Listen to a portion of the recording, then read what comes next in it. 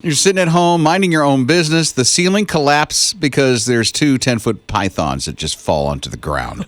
Oh, no. This literally happened to a dude.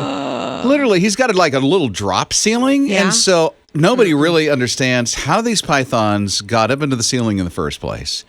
But all of a sudden, the tiles of this drop ceiling that he has breaks. And boom, down comes two, not one, two 9-foot pythons that are like 100 pounds apiece.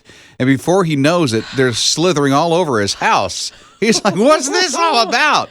So he takes a bunch of pictures. He's posted it on social media, of course, so you can see these. You've probably seen some of these on Facebook already. And then he calls the snake catchers to come and get these snakes out of his house and just relocate them to a nice, comfy area. I can't imagine grabbing my phone and wanting to take a picture. Oh, I'd he still did. be screaming.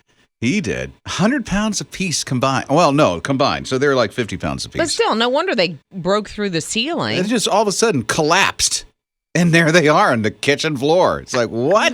I've never is this? had a snake in the house. I've had one in the garage, and it was about 4 inches long, and I took a hoe to it and just I did. Nope. When Amy and I were first married, we Yeah. lived in one of those apartments that were like 3 to a building Okay. kind of a thing. Yeah. So the middle unit, there was a young lady there, and she calls me one day. She goes, Rob, I need you in my bathroom now. I said, excuse me? What? There's a snake in my bathroom.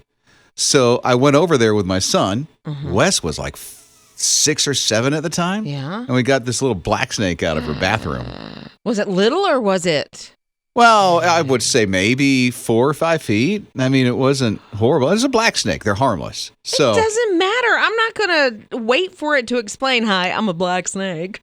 I'm okay. You're just out of there. I am huh? just. We had a squirrel that came in through our bedroom window. We had raised, and we didn't have screens on the first house that we bought. And so we raised the window, and it jumped in. It was a baby squirrel. It jumped in from one of the cypress trees and got on my foot while I was sleeping. I had no idea.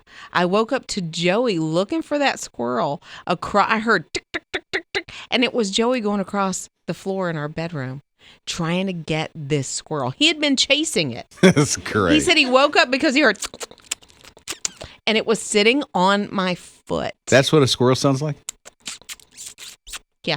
Okay, then. Well, there's your How squirrel. close am I? I don't know. But yeah, like if you, critters, we're talking critters this morning. Yeah. You know what? I wonder what happened for you.